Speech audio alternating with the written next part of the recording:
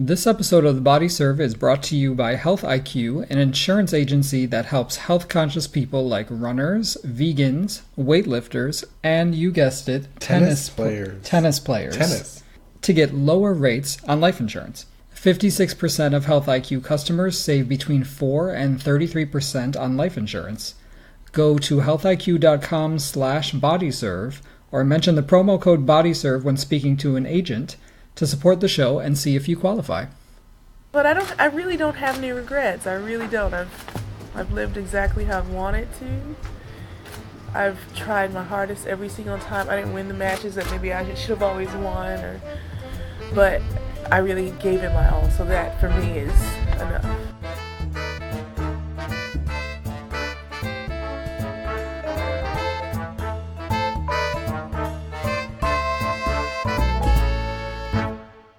It's 2018, y'all. Happy 2018, hoes. Hoes. I mean, loyal listeners and new listeners. We just started off the podcast with an ad, which, was a little bit more professional than we normally are. And you go drop hoes right at the top of the show. I'm trying to stay on brand for the Body Serve. Yeah, so we do have a sponsor for these next few episodes, which is very exciting for us. It's something that we believe in. We're happy to advertise for. And we have to thank all of y'all for kind of helping us get out there. And by that, you mean getting us to 1,000 followers on Twitter. I know you wanted to thank folks about that. Thank you. It has been a while, but I was really excited by that milestone. I know that your personal Twitter passed it a long time ago. My goal for 2017 was to get like 500. You do realize that these numbers are very small potatoes. Oh, yeah. Yeah, but still, you have to be thankful for what you have, right?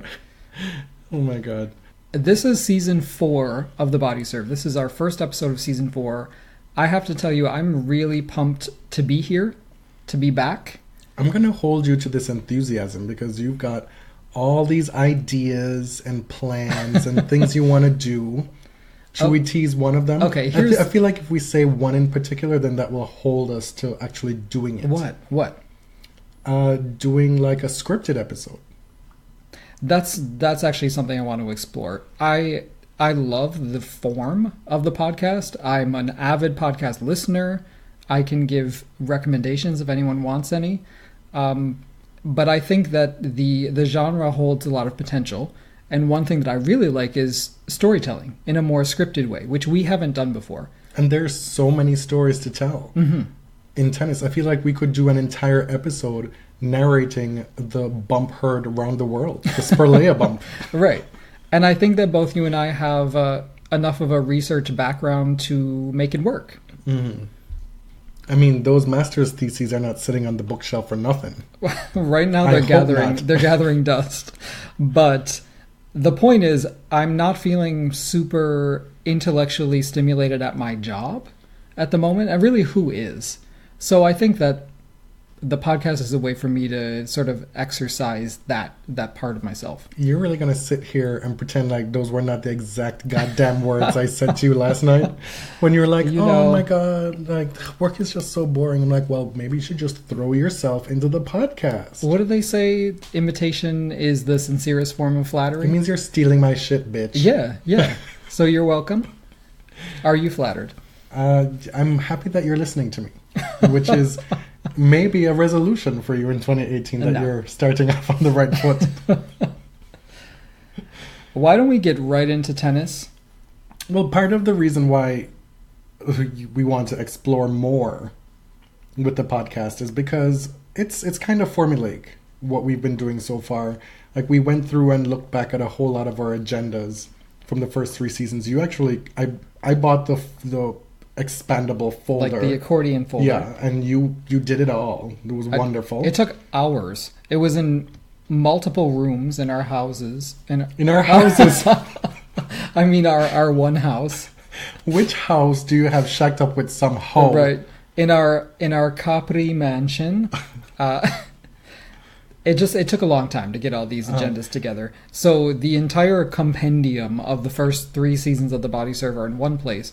I got a real kick out of going through the agendas, but like you said, they're we have a formula, and it would be nice to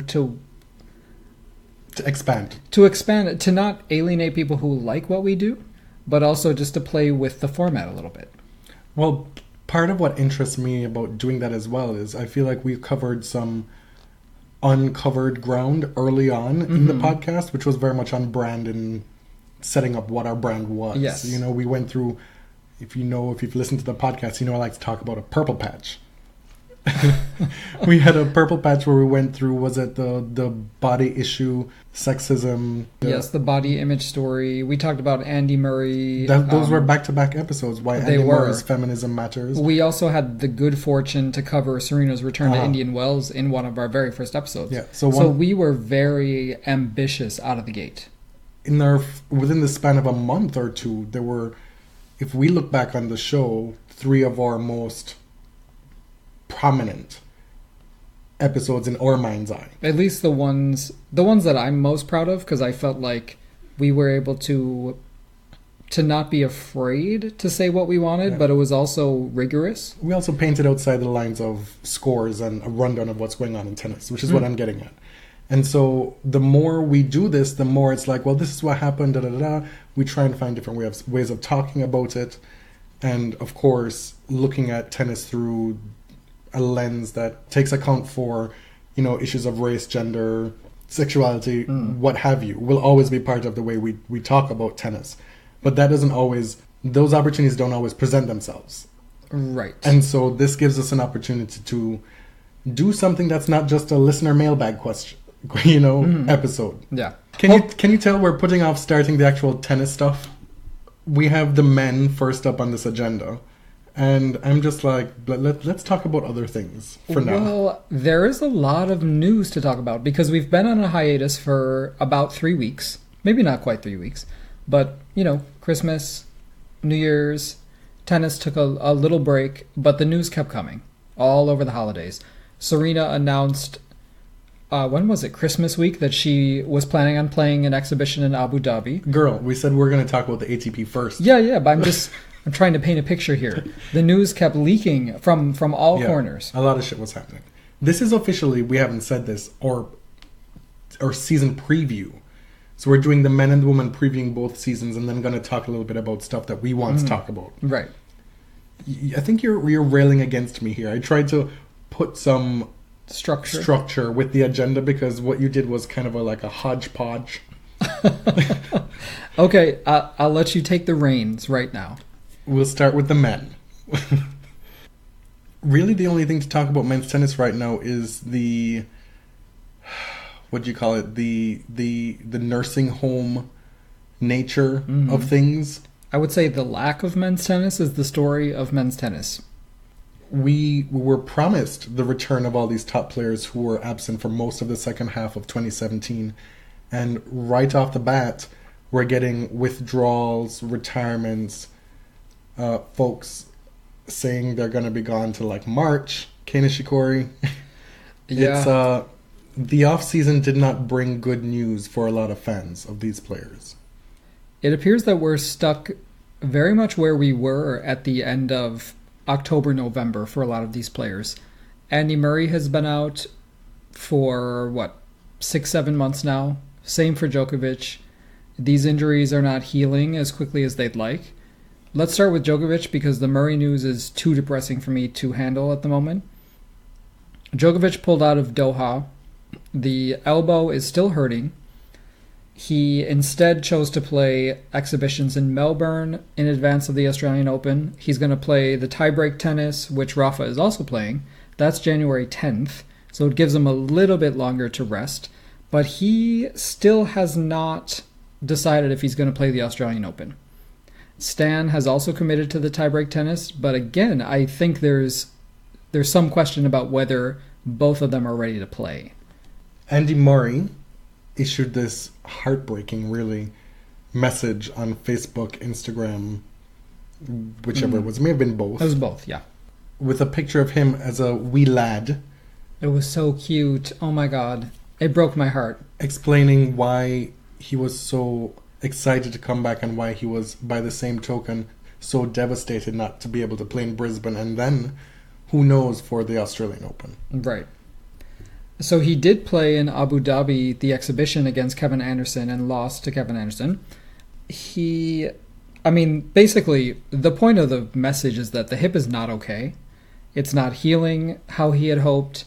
Surgery is an option, but the prognosis is not... It basically is not positive enough for him to consider surgery at this very moment. So he still hasn't officially pulled out of the Australian Open, but I can't see him playing. And the rumors are swirling. British journalists have been talking about it online, that it's a labrum tear. Are you sure it's not a labrum? I had no idea how to say that word or what it was. So I did my due diligence and did some research. So you did look it up? I did. I read on the Mayo Clinic website what a labrum tear is, basically, what the options are. Bad Toss on Twitter wrote a nice thread for those of us who don't know what the options are, because her husband went through the same thing. Basically, the prognosis is not good. You can repair a tear surgically, or you can replace a labrum. And both options, there's some doubt on whether Andy can, or anyone can, kind of return to full strength, especially a professional athlete. So it was overall a devastating message from Andy. I hope that it's not as bad as we all think it is, and he can recover fully. But I'm not ready to see him go, and I don't want to see Murray return as like a shadow of himself. I think we're officially in the territory where we absolutely do not know what these folks will look like when they do come back. And part of this is because these players put their bodies through so much. With Murray in particular, you look back to that fall of, 2016? Right.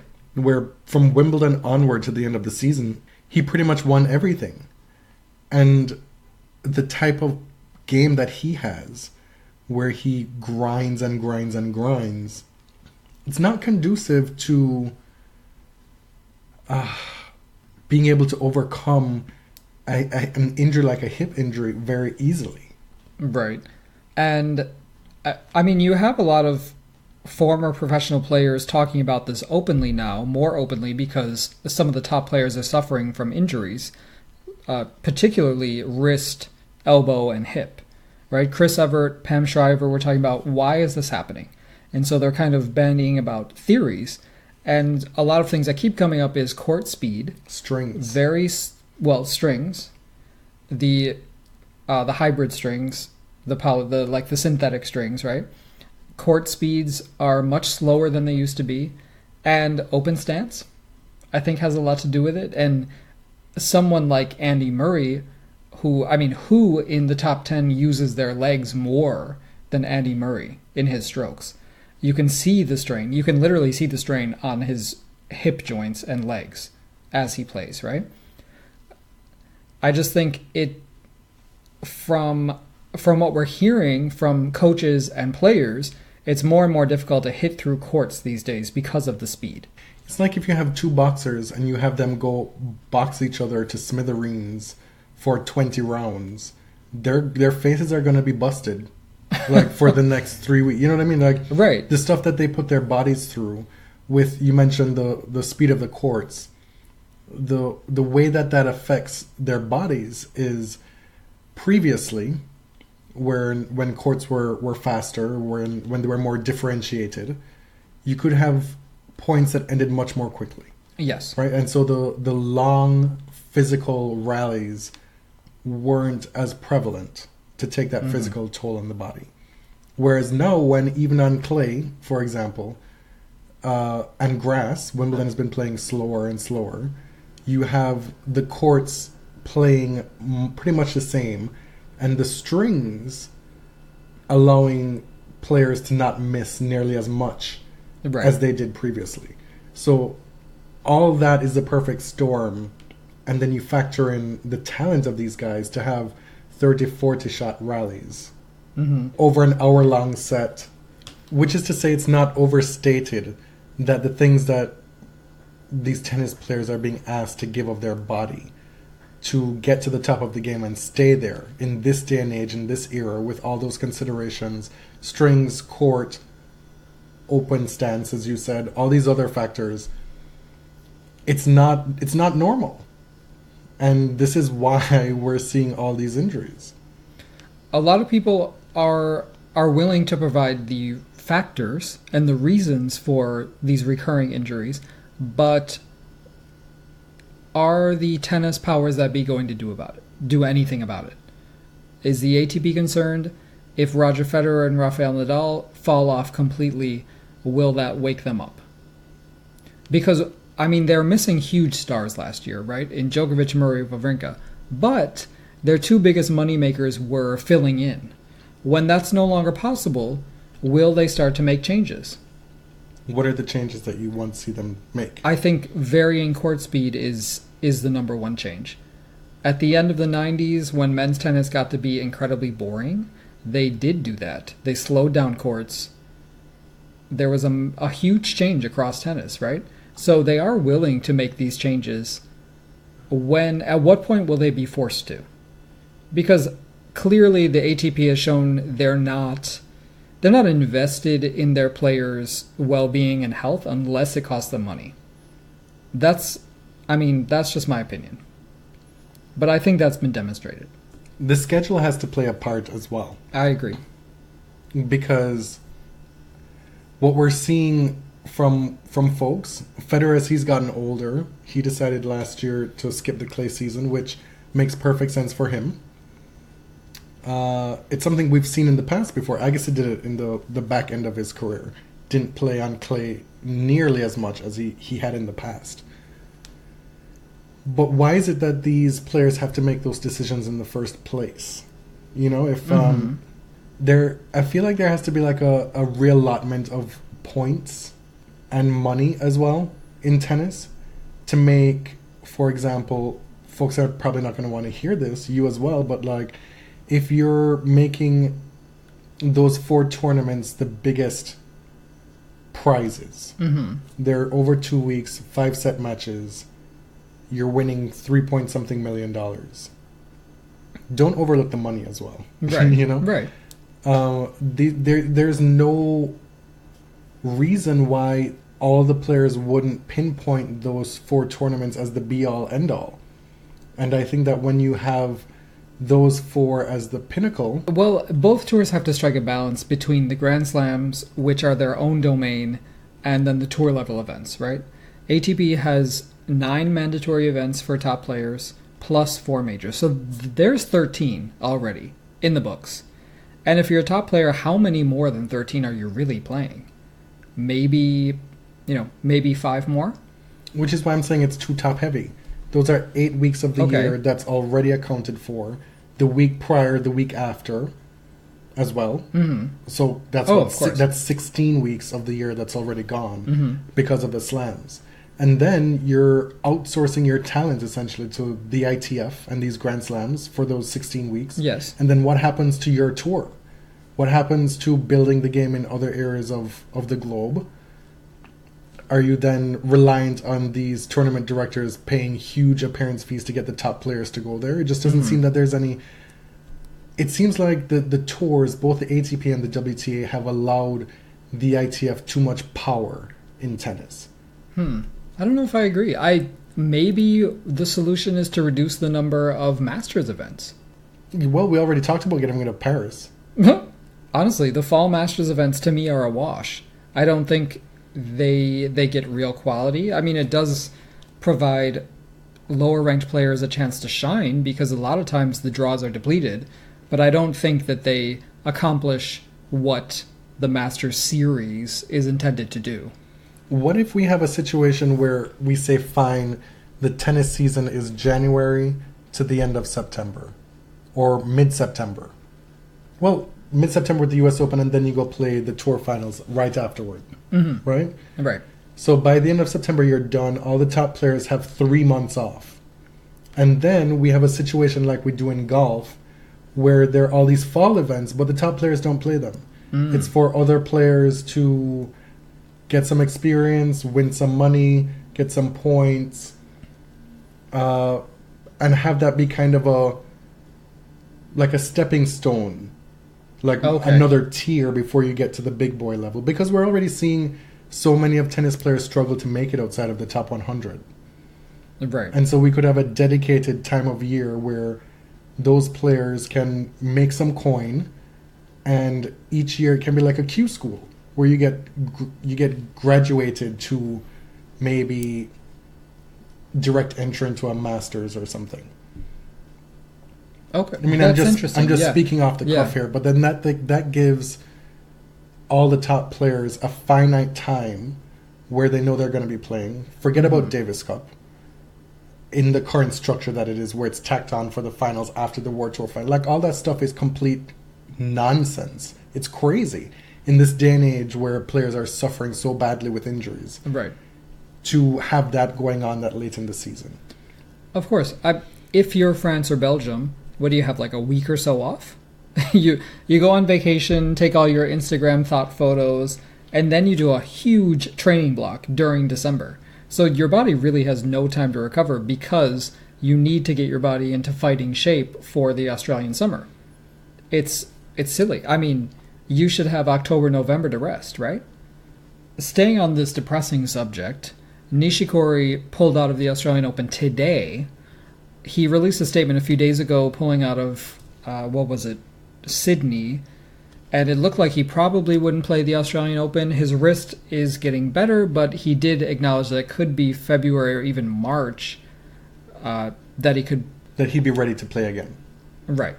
He said specifically his body's not ready for best of 5 tennis. And at this rate, if I'm Federer, I'm thinking, who gonna check me, boo? Excellent reference to Sheree, the MVP of Real Housewives of Atlanta, in my opinion. Again, Raonic is playing Brisbane. Last year, I mean, I didn't realize all of the injuries he accumulated last year. He tore his hamstring, he had a wrist surgery, and he had a calf problem. Between Raonic and Nishikori, it feels like they have been out of the game for so long. Like, I can barely even remember them on a tennis court, right? Well, we were gifted with Shapolovorolorov, and we'll get to that later on. Last year, so Raonic's absence, particularly for us being in Canada, wasn't felt as it may have in previous years. And it certainly contributed to the hype surrounding Dennis the Menace. Is that what we landed on? Saint-Denis. Because Raonic was out, and Dennis was, while not as accomplished as Milos, a kind of a more exciting, charismatic player, right? But getting back to Federer, is he thinking, wow, like I have a real chance, if not a walk to this Australian Open title? In Nadal's knees, we don't know where he's at. He has concerns swirling around him. So who are Federer's biggest barriers here? We'll get to that on our Australian Open preview episode. Okay. We're jumping the gun a bit, but you brought it up. Yeah, but do remember that Federer was expected to sail to the US Open title as well. This is before true. That event. I mean, Sam Querrey could win the Australian Open, right? Anything could happen. What is wrong with you? Why is that I'm the not first saying that name? that I hope that happens. But why is that the first name to come out of your mouth? Why not Diego Schwartzman? Sure. Okay. Grigor Dimitrov. I feel like you're trying to start some shit. You're trying to rile people so early in the new year by pulling that name out of the hat. There are a couple of things to look out for on the men's side in 2018, and I think chief among these is we are primed to have a first-time slam winner. Do you think so? I do. I think it could be any number of a small number of people. I actually agree. Yeah, I was just trying to, create conversation. Be some kind of asshole. I think that Grigor Dimitrov is in pole position. I think he's the obvious choice. David Goffin? Less obvious. But a real contender, I think. People keep saying that. I just don't know if he has the game. Okay. Joe Wilfried Tsonga?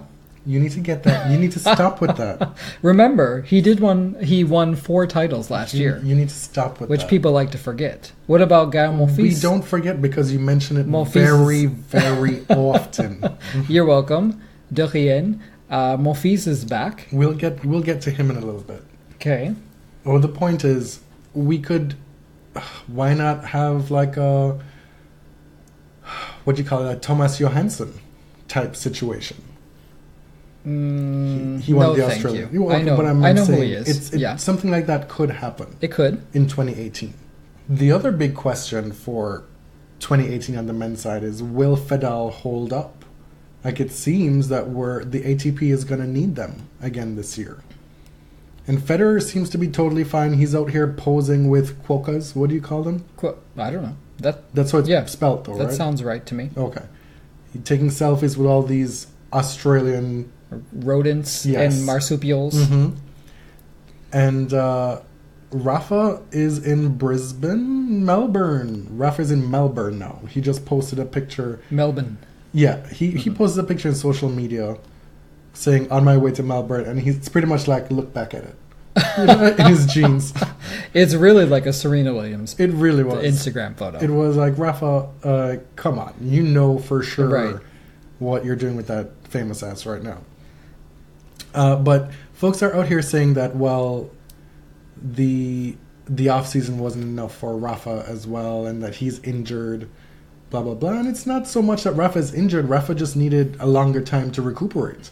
Mm-hmm. Like, Rafa played the hell out of that season, like the full extent of it. Right. And toward the back end, he started to have knee niggles, which need some time to heal. Mm-hmm. And now you're back on a hard court, grinding in the heat. I mean, the heat doesn't bother him, but it would be nice if clay was in January. There's no point to him showing up for Mubadala because it's an exhibition 1, and there's no need to play if you're not fully fit at the start of the season. You know? So I'm hoping, from a selfish perspective, that we don't have to lump Rafa into that same category as the injury-ridden stars of the ATP, and he just needs a little bit more time. He is taking like the 24-hour flight to Australia. That has to be encouraging, right? He is going. Mm-hmm. And so it seems like the answer to that question of will Fedal hold up? They might have to hold up for the survival of the ATP. Right. The answer is kind of no yo sé. Oh, you're doing Spanish now. Uh-huh, yeah. We'll end the men with, or players that we're looking to have a breakout season, as well as, or comeback player nominee. Okay. Players that we think, don't look at mine. Oh, sorry. I didn't know it was like a surprise. Yeah, but it just adds to the intrigue over the air if we don't know what the other one is going to say. So, who is your player that you're looking to break out? Michael Mmoh. Is that how it's pronounced? I think so. Okay. I keep wanting to say both M's, but I think that's ignorant. Michael Mmoh is an American player. He actually is... One parent is from Ireland and one is Nigerian, but he represents America, the United States of America, not the whole 2 continents. And he's not your pick for any thirst reasons? No, I mean, he's good looking, of course. You don't need to replace Tsonga? No, replace? Tsonga is Pantheon, Hall of Fame. No, I mean, he released some thirst-trapping Instagram videos of him hitting forehands. He's cute. He's good looking. But I'm looking for an American non-Trump supporter. An American, if you're reading the subtext here. American who you can get behind. Out. Oh, no. I don't know what you mean. The point is, this week in Brisbane, he defeated Delbonis and Misha Zverev. He reached his first quarterfinal in an ATP tournament. And you know what? I'm looking through the rankings in the ATP side, and I'm like, I don't know what the hell is going on. I don't know who to pick. So why not pick him? You scrolled all the way down to the bottom. Oh, my God. No, because he's gotten some good press this week, and he's playing well. I'm being deliberately an asshole. So I'm picking a dark horse this time. I'm not picking the number 20 player in the world. I'm picking someone who could make up some serious rankings ground this year. Mm-hmm. I'm gonna pick the same person I picked last year. Who? Last year I picked Dimitrov and Young Chung. I'm going with Chung again. That's a good pick. Who won the Next Gen Finals at the end of last year, and he seems to be ready to bust out. Right. In a big way. Did you hear about the Next Gen Diaries? No, what is that? Oh, they're going to be doing these, I guess they're like little videos. Is this like Frat Pad? Oh my God. I'm not going to explain to our parents or grandparents what that means, so I'm going to move on. They're doing these little video things, pivoting to video. I don't know about their lives, I guess. The members of the Next Gen are very defensive of the Next Gen. Have you seen that lately? It might have been Mo, who was like, spare, just keep we're it. really good. Honestly, keep it. I was watching all these Next Gen players, and they are legit. Da da da da da da da da. I'm like, legit. That's cool. Like, that's cool, but the need to identify as hashtag Next Gen is weird to me. It's kind of lame. Yeah. Because it implies that you're going to get there, which having self-belief is great and all, but when you're 17, 18, 19, it's a bit... If we're looking at the odds here, a lot of y'all will not get there. But sadly. It's true. It's just what happens. Comeback player. Don't look at my paper I'm again. not. Mine is Leighton Hewitt, obviously. Obviously. You know what? I'm just saying that because it's ridiculous. I actually don't think it's ridiculous. I think it's, at what is his age, 36? He could have a second career in doubles. People have been saying, well, it's not the same as the women's tour. You can't think of him like Martina Hingis because it's not as easy on the, well, whatever. Leighton was a world-class tennis player playing one half of the court, something he could feasibly do if he wants to put the time in. I mean, he's playing on his second hip. It's cool that he's out here supporting his friend Sam Groth, who is retired from singles and is only playing doubles now. Is that the case? I think that... Yeah. Isn't he still playing doubles? I don't know. Oh, anyway. If it's misinformation, I apologize to our listeners. But I will remind you that Andy Roddick wasn't allowed to come back because he didn't keep up with his drug testing. So I sure hope that Leighton Hewitt... He did? Mm-hmm. Okay. Do you think that they just allowed that to slide? Well, I don't know. There was some Aussie mafia business going on. Australia, yeah, come back, Rusty. My comeback player, I have two. One is currently ranked number 41, Gael Monfils. I think he is the candidate, like I said before, for somebody to have a bust out, take advantage of a depleted men's situation from the start. He could be I don't say journeyman, but somebody who's underachieved throughout the course of his career. He's in his 30s now, to have a twilight moment. Mm-hmm. I think he will have a big year. And also, my other comeback is Vasek Pospisil. Yes. I only say that because I really do hope it into reality, rather than any tangible evidence of it being true. Do you remember? Because hanging out with Jeannie Bouchard and taking thought pictures on the beach is not going to do it. That's not helping your game, girl. Like, you need to associate better. But he is doing the work. He is. He's doing the promo pics with Jeannie, and I don't really wish that upon anyone. You don't need to get dark-sided about it, okay? But I really do. Look, you have plenty of opportunity this year with all the points she has to defend and all the plummeting that's facing her to have that dark-sided moment, okay? Let's not jump the gun. Do you know what? I'm pre-pressed. You're Is pre-pressed. That a thing? I'm pressed in advance. In advance.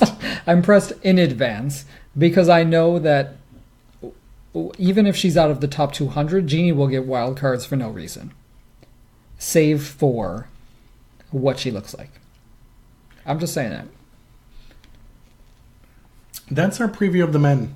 Mm-hmm. Injuries and Fadal and injuries and thirst and my Frenchie, your Frenchie, Monfils, Tsonga, and some next gen stuff. And more injuries. Yes. And career-ending surgeries. Stop that. Before we get into the women's preview for 2018, let's let's talk about our sponsor for the episode just a little bit. Let's. You know, we are at the age where we are starting to think about life insurance. Like in our 20s, I was like, death and your mortality is not something you think about. But now that we're in our 30s, this is timely.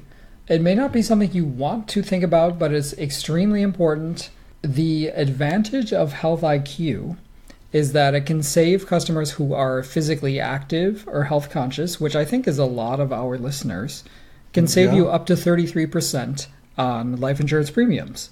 Because, based on medical science, physically active people have a much lower risk of heart disease, cancer, and diabetes than people who are not active.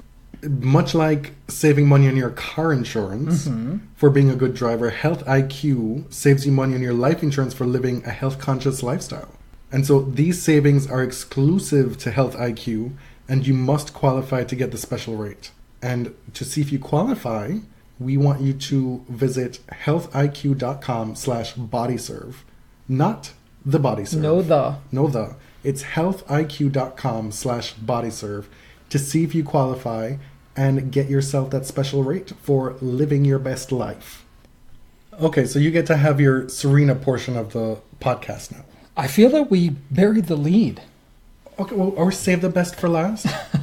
Well, it's not last, so don't anyone get up. You spent the last 3 months talking about there's no way Serena's coming back for Australia, no way she's coming back for Australia. In the dead of winter, we get notification that she's going to be playing an exhibition against Ostapenko in Mubadala.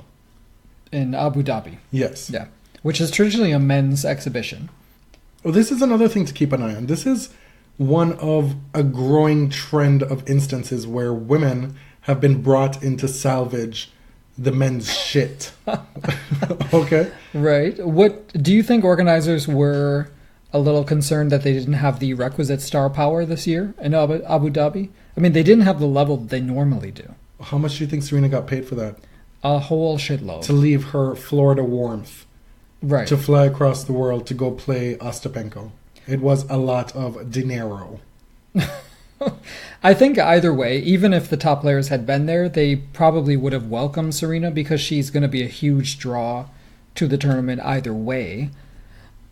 I was personally very surprised that she chose to come out and play an exhibition even earlier than the Australian Open, like 3 weeks before.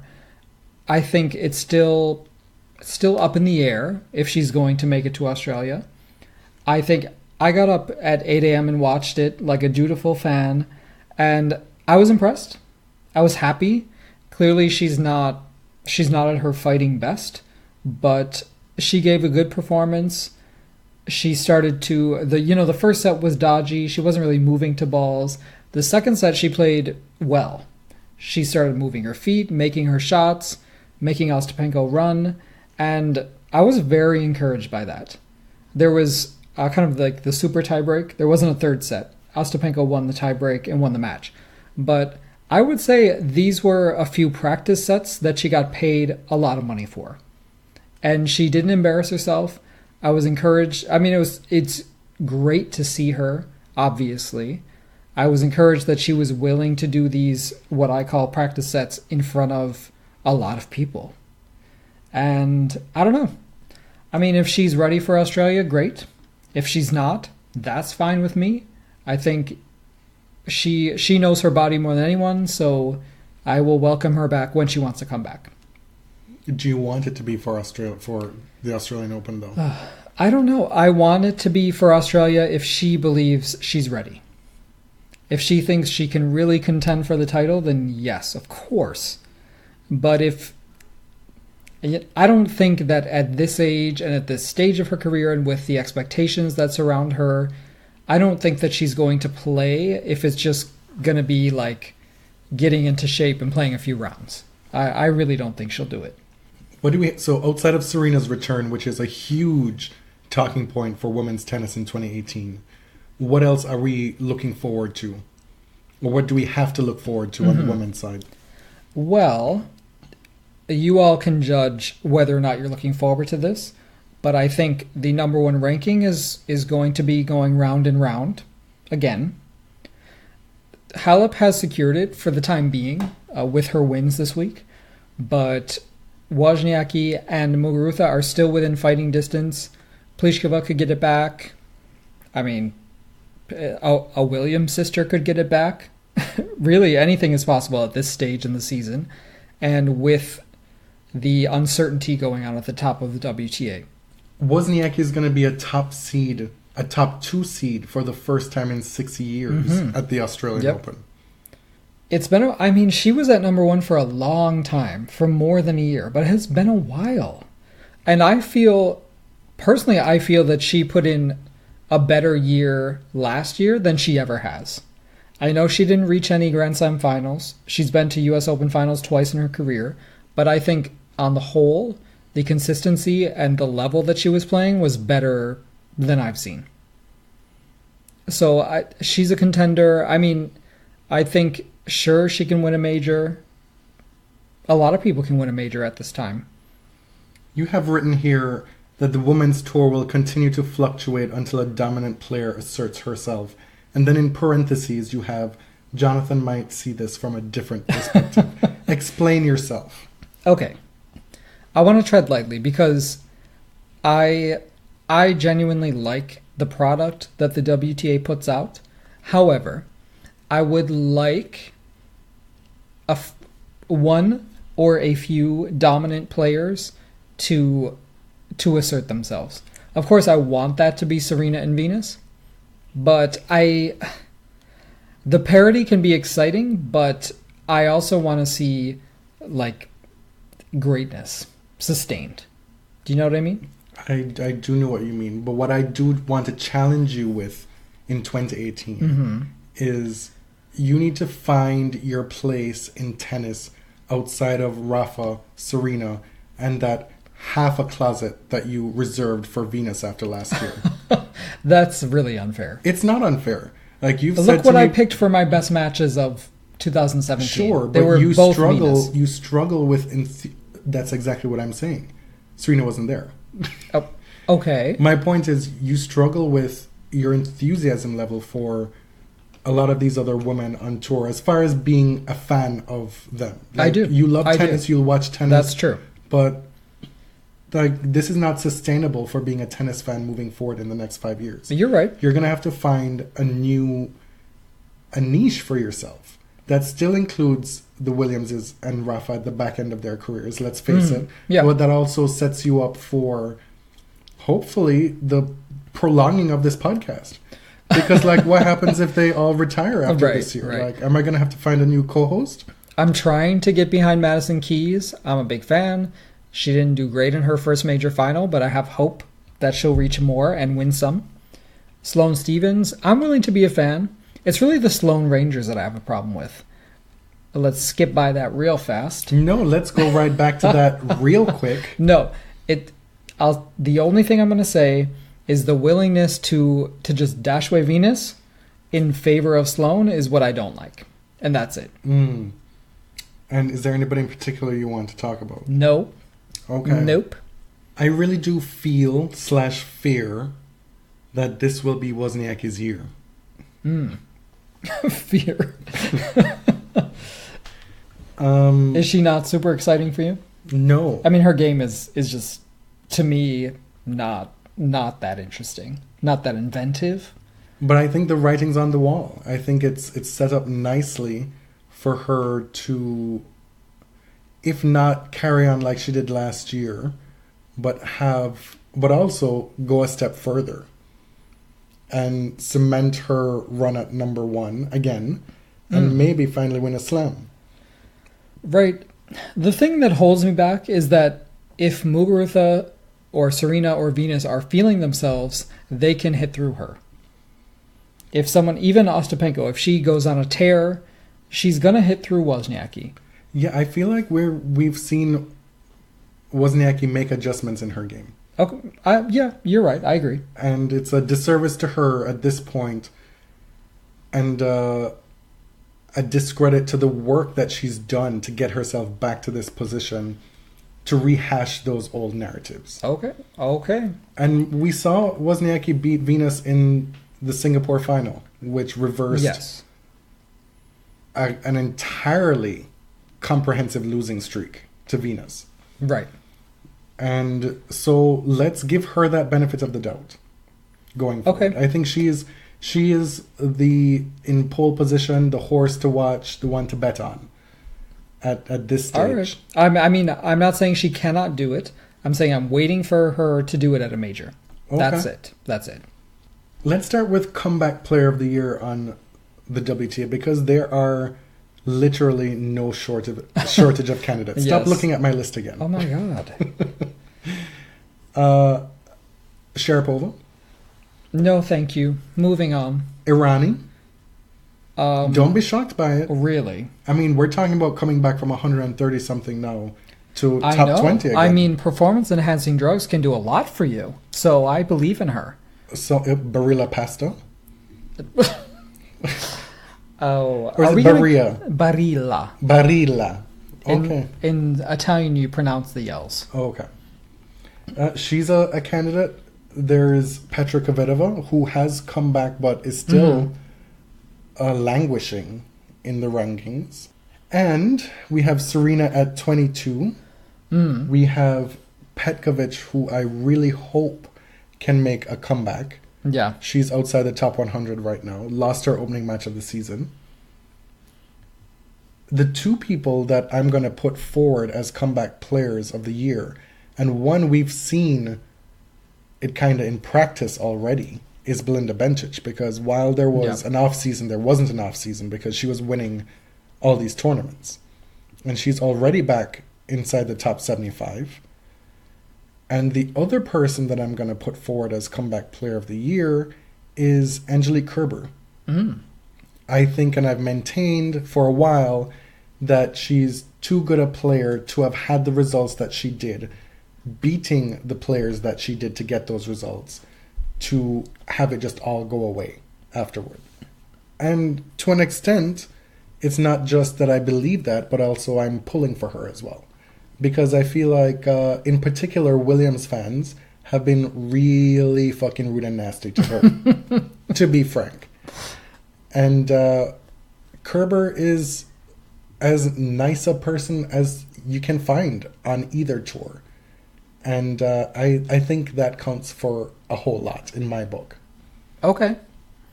My comeback players are, I would say, more wishful thinking. Victoria Azarenka. This custody thing has gotten uglier and uglier. Now her baby father has friends coming for her on social media. Have you seen this? No. Like his bros talking shit about Vika, which, you know, obviously we don't know what's going on, but like this is somebody's mother. Like this is your friend's child. That child's mother. And you're talking trash about her for millions of people to see. It's just a bad, bad look. I really hope to see Vika back on a tennis court soon. She has made many comebacks in her career, so I don't think physically there's a lot preventing her. But I want to see her back. I want to see her play Serena again. Okay, and who else? Marion Bartoli. Oh, yes, girl. Yeah. That is a big news bearing the mean, lead. We didn't even have this on the agenda. See, there's so much shit that happened in the last 3 weeks. Bartoli wants to come back. I mean, the thing is, I have no idea what she's going to look like, how she's going to play when she comes back. She is a Wimbledon champion, yes, but she was never really a consistent top player, right? She's been top consistent 10. top 20 player in her career. Oh, yeah. But not like top, right? Okay. So I'm curious to see what she achieves when she comes back, where her ranking is, what level she gets to. Can I have the microphone for a second? Oh, sure. I was not a huge Bartoli fan when she was an active player. The best thing that she did was to lose to Venus in that Wimbledon final. Like, I appreciated that wholeheartedly. No, the best thing she did was to beat Justine Henin. Okay. Whatever. Mm-hmm. I've become a much bigger fan of her in retirement. I've enjoyed her commentary. I've always kind of enjoyed, as maddening as they can be to watch as a fan, her various tics and idiosyncrasies on the tennis court. But you were a Mary Pierce fan after all. So you know idiosyncrasy. Mary Pierce and her ponytail. Oh my God. It's like art in motion. It's a one-person play. It's Rafa's water bottles, pre-Rafa. Rafa could only hope. And so now that we have Marion coming back, you know, and listeners should know by now that one of my biggest pet peeves as a fan of sport is folks telling people when they should retire. Yes. When they come out of retirement, that if you don't get to this point, then why are you here? It's useless. It's pointless. I've seen so many people say, oh, well, why is she coming back? She's never going to get back to so-and-so, blah, blah, blah. I'm here to tell you that Marion Bartoli is here for her own goddamn reasons. She's not here coming back for your reasons and your expectations. She's here to come back and play tennis. As for why she's doing it, only she can know. And that's her prerogative. I'm here to watch it and enjoy it. If it means that she doesn't break the top 100 and she has literally no success and ends up retiring again before the end of the year, that is not a failure. Like, I am not about to look at her in this reiteration of her career through the lens of success and failure, because only she can determine what that is. And you know what? Good for her. Because some of y'all who are saying that she should not come back are the same folks who were out here in these Twitter streets mocking her endlessly for her appearance when she was going through some things. And that's something we talked about as well on this podcast. So, you know what? As long as she's healthy and happy and enjoying herself and getting out of it what she wants, I am all here for it. Unless she doesn't beat Venus. That's all I'm going to say. And while tennis is not a pure meritocracy, generally you're only going to be successful if you win, right? Like, there may be some wild cards here and there, but Vera Zvonareva, who is a 2-time major finalist, is out here playing ITFs for like no money. You know, so people who are willing to work for it will struggle in the minor leagues of tennis. So if Marion comes back and is not successful, it's not like things will be given to her. In tennis, you really have to earn shit. She probably will get some wild cards. Yeah. And I will say that it's not like she would have the earned money, that as a Grand Slam champion. And let's not forget Patti Schneider. And what we are seeing here is, and I wholeheartedly believe that the Williams sisters have a great deal to do with it. But also, we've seen what Kimiko Date did in her career in her 40s. But I think the Williams sisters changed the way tennis professionals view the longevity of their careers. When I first started watching tennis, once a player got to 27, 28, it was like, oh my God, like this could be the final year. Right. Like this is the twilight. Yeah. And so now we're at a place where we can look at Julia Gerges at 29 and say, wow, she could be the breakout player on the WTA. And I totally believe Serena, and especially Venus, changed this. Serena, with the way she did so many different things in the early part of her career when she was at the top. That was totally unheard of. And then Venus at the back end of her career, coming back from injury and showing in no small part to her own natural talent and also to incredible hard work, right? Showing that at 35, 36, if things come together, you can have the success, that you can, at varying points in your career, take time off, do different things, come back, have a kid, come back again, you know, and tennis is still there. And one of the reasons why I think this is like a huge opportunity for so many tennis players now, less so with the men because there's only so much you can do if you have a degenerative injury that just won't let you come back, right? Which is what we're fearing with some of the men. Yeah. But somebody like Sloane Stephens, she goes and wins the biggest tournament of her career, wins $3-point-something million, and can be like, you know what? I'm going to do something else right now. I'm going to take some time off. I can come back if she wants to. And like, she could take 2 years off and come back. She doesn't have to worry about money. Like the huge sums of money involved in top level tennis right now. If you have that kind of success earlier on, you don't have to worry about that kind of stuff. Your retirement and having to play like every single tournament till I'm 27 and get burnt out because you need to make sure that you're set for the end of your career. You can make that money and then like reassess. Sloane is playing Sydney. I'm not saying that Sloane is taking time off if she's injured. She was injured. Well, and she was in Toronto watching her man win the MLS Cup or whatever they call it. Yes, I'm just saying if she so wanted, she could have been like, okay, I'm going to take 6 months off to make sure I come back like super great. Right. Or like, I just don't really feel like playing tennis right now. I'm going to do some other things. And Madison didn't play for 4 months. Yeah, but this is I think that the money has something to do with it. Right. As well as the influence of the Williams sisters. That's all I'm saying. Breakout player on the WTA. Shall I go first? Yes. My picks for your categories are an all Belarusian team. Azarenka for comeback, breakouts, Sasnovich and Sabalenka. Okay. I was carrying over from last year from Fed Cup final because I was so impressed, and the world of tennis was so impressed by how Arina Sabalenka and Alexandra Sasnovich just took it to the American team. I mean, they were on paper totally outmatched, but they played their hearts out. I mean, Sasnovich this week defeated Mladenovic for her 13th straight loss, and Kontaveit, and she's still in the draw in Brisbane. Sabalenka was a finalist to Sharapova in Tianjin, and she won a match in Fed Cup versus Sloane, as did Sasnovich. So, I mean, Who didn't beat Sloane wow. after the US Open? Wow, you're really trying these people. So I'm looking for those two to break out in a big way just because I admire their attitude so much. And just going to slide this in, I think Konta is going to come back stronger. She's going to have a good Australian season, and I see her getting to a major final this year. Okay. You know I like That's Joe. mine. I'm not going to be upset by that. My heart wants to pick Barty. Like, she's up in the rankings, not having had a huge big tournament result. And so by breakout, it would be like, say, making a semis or a final of a slam.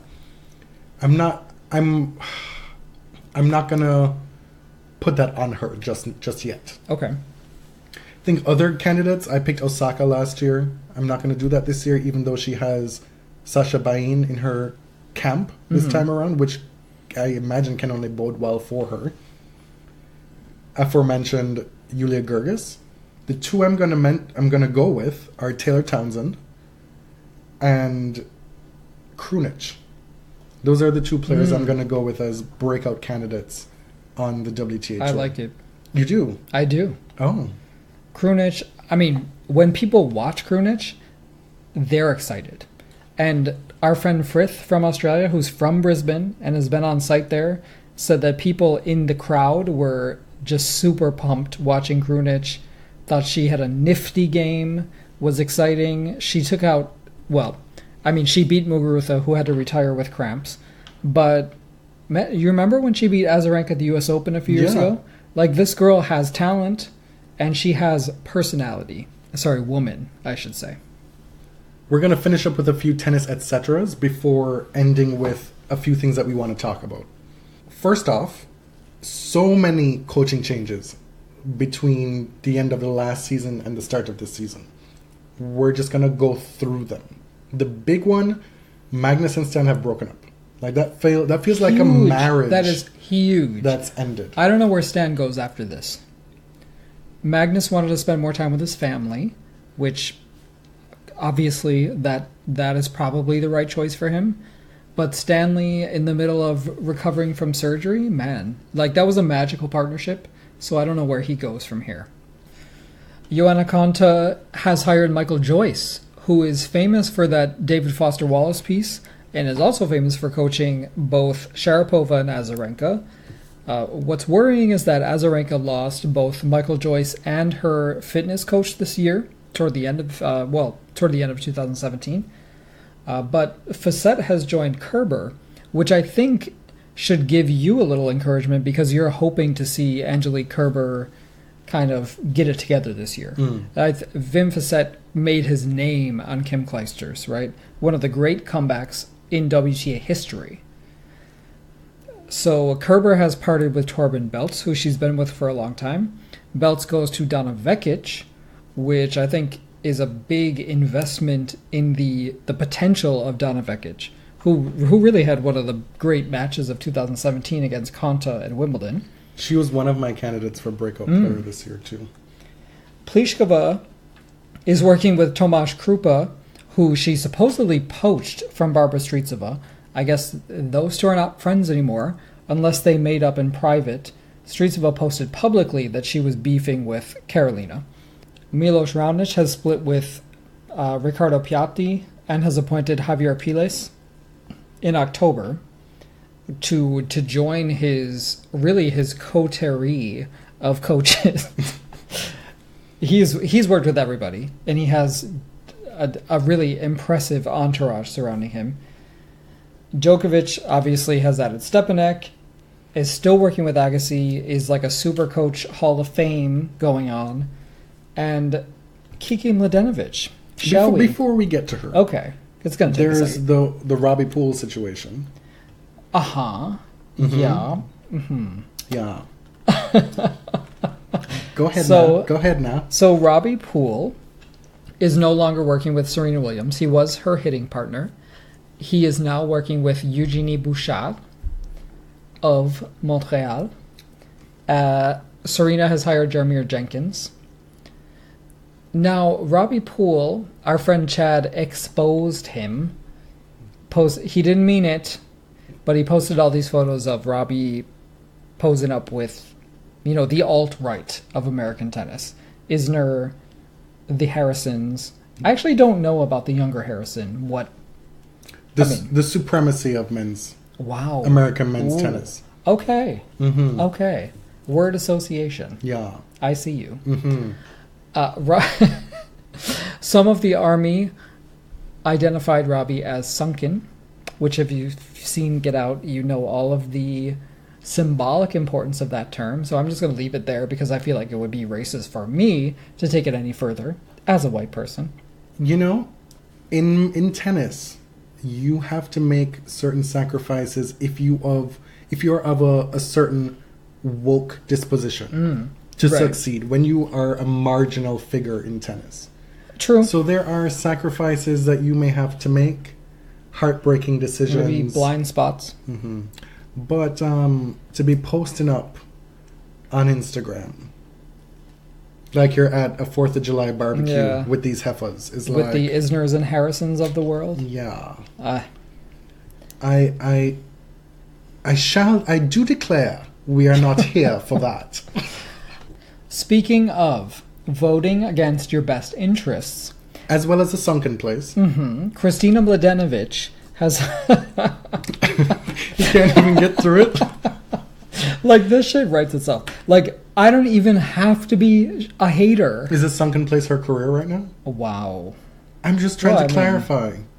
No, I wasn't the one who said sunken place. Oh. I'm saying Mladenovic is working with Janko Tipsarevic, who has said some truly heinous things about women's tennis, and we're not even exaggerating. It's like, he said that women's tennis players were not smart, that they didn't play with any strategy, that they only hit into the open part of the court. That we must have said some real bad shit about Kiki last year, and she must have heard, because she's trying to fuck up our lives. She doubled down. She is hitting the exact spots. She's stealing our man. Making him get a stupid fucking haircut. And then she's gonna hire Janko fucking Tipsarevic, who is antithetical to everything we hold dear about life. You probably think we're on the soapbox, that we're being, PC, snowflakes, hating on Janko, but he holds some truly heinous beliefs about women's tennis. Like, he thinks it's trash. Like, it's absolute garbage. And back in the day when he said those things, he said he was holding back because he was friends with Anna Ivanovic and Yelena Yankovic, who are his countrywomen. So can you imagine if he said what he really felt? Like, who needs enemies when you have friends like that? It's always the middling ones, isn't it? Right. The ones with marginal talent. He was a top 10 player. He was? Yeah. Oh. Here's the thing. Like, Yanko was admired in some circles because he had, I don't know, interesting tattoos, and because he's read several books. And he quoted, God, with this fucking and because he quoted Schopenhauer. This is kind of, what is the Serbian version of Hotep? It's the Gulbis phenomenon. It right? is, yes. These men who, oh my God, they read a book. Right. And it's like, oh my God, wow, oh my God. You are so fascinating. I am on fire in my nether regions because you read a book. It doesn't matter that you hold the same offensive, regressive views about gender and sexuality. You think that women's tennis is garbage, that they don't deserve what you have. I don't get... Like, Kiki, fine. Just, you do you. I just don't know why you can't keep Dominic out of it. You know, and I'm going to say, you know what? Enjoy Dominic. Enjoy him. Get as much of Dominic as you can get. I mean, I sure would. Exactly. Like, you managed to get Dominic, like, have a ball or two. But the Yanko thing, like, girl. Like, this is, ugh. It's not cute. Now, are you ready, you, James, and you, the listeners, to maybe, well, for us it's to relive, but maybe for you to hear for the first time, one of the legit funniest things I have ever heard in my life. Je suis prêt. Should we just play it? Yes. Right now on that Rafter Arena, men's singles action. Please welcome from Canada, Dennis Shapolovorolorov. What? Pull up. Canada, Dennis Shapolovorolorov. Shapolovorolorov. I mean, I know. And Australian TV tried to help him out by saying there's still a little bit of conjecture or disagreement about how the name is pronounced, which is simply not true because Dennis has pronounced it for us several times. Listen, like we had some like missteps on our show. They've added letters that are not even in the name. No, absolutely. Or syllables. We did not Shapolovorolorov it, but like our thing was more like, well, is that really how it's pronounced? We thought like it must be something else, but like we, what's the word? Deferred to the correct pronunciation, right? But this is crazy. This is like you think it's over, and then it's two more syllables. It's like, have you ever seen the video of that girl at like a graduation ceremony, and her ankle starts teetering on those big heels, and it's like, oh, she's gonna recover. Nope, and the fall takes like 30 seconds to happen. So what you're saying is like Scarlett takes a tumble. Yes. Oh my God. You need to YouTube that if you haven't. Have we never talked about that on the show? We've talked about Scarlett takes a tumble. That is like formative for us. I've spent well over an hour watching Scarlett takes a tumble. I mean, at the very least. I've rolled on the floor. Oh my God, that was so good. It was so good. Poor Dennis. Another thing that we found out this week was that Demir Jumhur, who is a babe and a half. He is. And we find this out through a tweet from Anna K_forever, a Kornikova fan, that he once starred in a German-made war drama 10 years ago. He was an adorable tween. I haven't double-checked this, but that would mean that he's on IMDb. Oh, really? Yeah. Wow. I will not attempt to pronounce that. No. No. And I think that takes us through all the tennis stuff. Mm-hmm. We're going to quickly go through a few of the stuff we wanted to talk about. And then we're going to end with... we'll leave you with a moment of zen. Like the Daily Show used to do. They probably have a trademark, so don't tell anyone we use that. Things we want to talk about. Mariah Carey came back unexpectedly. She tweeted about a week before it was to happen, Take Two, you were sitting beside me on the couch, and you made it seem like somebody had died or like some really bad news because had she happened. tweeted about it. You were like beside her. I was like, just fucking spit it out. Like what's? And then you tell me, oh my god, she came back to do the Ryan Seacrest New Year's Eve show after the absolute fiasco last year. Her redemption song, if you will. I'm so sorry. She emancipated herself from ABC. She basically showed up and showed out. That works on two levels because we know she already had been emancipated in 2005. I mean, really, Mariah emancipated in 1997. In 1989. 2002, right? 2005. 1990. She got out of that Sony deal. Sing Sing, when she left Sing Sing, the mansion in upstate New York, that was an emancipation. She's been self-emancipating. Did you see her emerge from that pool in the Honey video? Oh, I mean, that is the whole world did. A metamorphosis. Popular culture changed because of that bathing suit. Seminal R&B album. Absolutely. Butterfly. Look it up. Anyway, so Mariah comes out. She sings Vision of Love first. And she does this thing where she kind of pauses the song to try and hit the audience with like, oh my God, is this a fuck up again? Like she was toying with it. She was, yeah. And then she was like, oh, gotcha. And she sings the note, whatever. Like, Vision of Love wasn't the best. There were strained moments. Keep in mind, this was below freezing temperature. There's that. But seriously cool. The tones were there. And then she went and she sang Hero. And let me tell you, she sang some notes in Hero live that she had not done live in like a decade. Which you would know. I would know. Because you know all the shortcuts and all the different runs that she chooses to avoid the difficult notes. And Lord knows. Not only are dreams hard to follow, but that performance was life-affirming and the best way to ring in the new year. It absolutely was. She gave the lambs reason to think there will be tomorrow. Time, we will find a way. I hung onto my phone as long as I could before the spirit took me and I threw it. Shoes were flying toward the TV.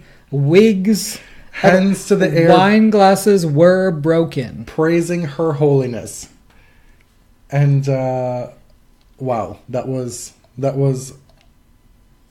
still. I mean, we've used quite a few words to describe. But it feels like there are no words to describe. If only we had no words. I do feel more optimistic about the coming year, in large part because of Mariah's redemption over New Year's, and because Andy Cohen and Anderson Cooper were roundly panned for their alpha gay trash pantomime minstrel show of a CNN New Year's Eve after they both threw away Kathy Griffin. Andy pretended that he didn't even know her. Because, I mean, it was just to get her job on CNN. He knew he was next in line. But guess what? The whole world got to realize Andy Cohen has no charisma, no talent, etc. He has a lot of nerve. He sure do. Because that bitch tried it. But he was out here trying to advertise for the Real Housewives. And, people just weren't here for it. So Nicole Kidman clapped back. Nicole Kidman? Yeah, they had an awkward interview. What? He asked her about her clapping thing that became a meme.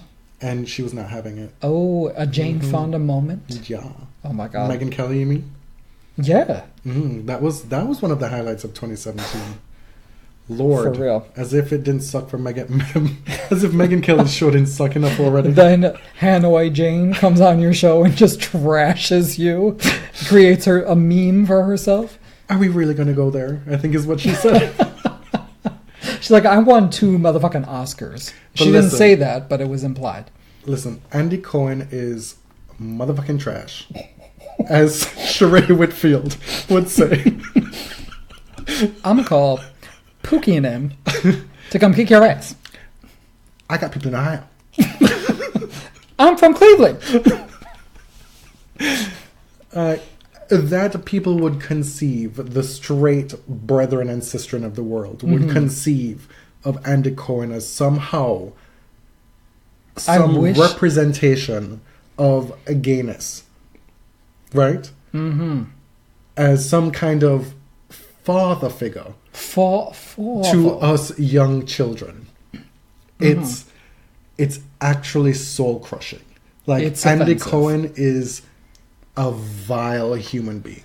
Vile. Mm-hmm. I wish people could see your hand motions right now. And you are the company you keep. So whatever excuses we may have been tempted to make for the Vanderbilt, they Mr. no Cooper. longer are on the table, especially after you discarded your friend. Your supposed friend. Who was your better half and the only reason to watch that fucking show. Because you're giggling, like that was not a reason to watch the show. And like, how dare you make us watch Jenny McCarthy? Well, you know what? Don Lemon is out here on CNN kissing his man on New Year's Eve, acting a drunk mess, and good for him. I still believe that maybe some of his wokeness is a bit calculated right now in this Trump era, but I've scarcely seen somebody reimagine themselves as quickly as Don Lemon has. Yeah, we should talk about that in another episode. He was, for show, your epitome of what some would deem Uncle Tom. Yeah, I'm going to leave that. In keeping with the New Year's Eve theme, I just wanted to, maybe get a little personal and talk about any resolutions we might have. I know we're very anti-prediction. Or anti-resolution. Stop. What? We did not even get to the best part of the Mariah thing. What? Found my tea. Oh my God. Okay. Like, so after Vision of Love, Mariah is all, do you mind if I have a sip of tea? Where's my tea? Where's my hot tea? And she's like, when she realized there's no hot tea, she's like, oh, I guess this is just going to be a disaster. I'll just be like one of you plebiscites who don't got no hot tea. One of you regular poor people who doesn't have tea at the ready. And so later that night, she tweets in what would become the first meme of, or as Bryce Harper would say, meme. Bryce Harper? What? Bryce Harper said that? Bryce Harper said that, yes. Is he still hot? No. Really? No. That's a shame. He looks like a lumberjack living in the wilderness. Too bad. She tweeted, found my tea, and she's sipping from a saucer. That's my Long Island right there. Demitasse. And she's giving you the profile, the side of the face that she prefers, you know. Right. And it's like, found my tea. Like, you did that, Mariah Carey. She did that, and she donated the name of our episode. Yeah. Found Our Tea. We did. Because in 2018, I feel like I've been moving toward this, toward the end of last year. I just don't really give a fuck. Give any fucks. I want to know how many fucks negative. Did you had to give last year? Then? I had like 2.3. If you no longer have fucks to give. I had like 2.3. Regarding politics, culture, tennis, everything. Like, I've run out of fucks. I have had it. I'm done with censoring myself. I'm old as fuck. I'm 32 years old. I'm just done. Like, I'm done. I'm not going to pretend anymore. So, thank you, Mariah, for empowering me in that way. And I think that brings us to our New Year's resolutions. Which is to what? To laugh at our spouses? But you make it so easy. But we are generally a very anti-prediction show. You and I are very anti-resolution because they never work. No. But I don't know if it's a resolution, but it's sort of a hope or a challenge for myself for the next year. That's kind of rebranding. I'm an extremely judgmental person. And I was listening to music that I love the other day, and I was thinking, I should really be less judgmental about what other people like. I disagree. In the future. No, but unless it's extremely problematic. Okay. Right? Yeah. I watched Charm School. And it's not putting down our faves. Right. Because I'm still bitter about some of these heifers out here saying that Mariah did Okay. a terrible job on New Year's But Eve. if people like things in good faith because it makes them happy, I have to stop judging you for that. I really do, because I watch trash. You certainly do. I watch Charm School. Mhm. I'm rewatching. Well, I've never watched Top Chef before, but I love it. But that's not I don't trash. think it's trash. It's not trash. But if you like something and it's not hurting anyone, I'm with you. And I wasn't always like that. I was a real rude bitch. Well, we have to see if this actually takes hold in 2018. Right. We will report back. I'm feeling like. Do you remember Issa Rae in the first scene of Insecure season 2? Her date. So it was like a series of dates, blind dates, and her Tinder date says, "Oh, you work with kids. What's that like?" And she's like, "Fuck them, but I'm trash too." And that's honestly, that is where I'm at in 2018. Fuck them, but I'm trash too. And that's freeing for me. My resolution, if I had one, was to treat myself better in 2018. Mm-hmm. You know, Yeah. I'm just gonna treat myself. Whenever I can, I'm gonna try and experience new experiences, Yeah. do different things, and not worry as much about the future. You know, like, we could all be dead in 2 years. This is true. The world could be blown up. Mhm. Quite literally. Age doesn't matter. You can die at any time. You certainly can. And which is why you need to get that life insurance.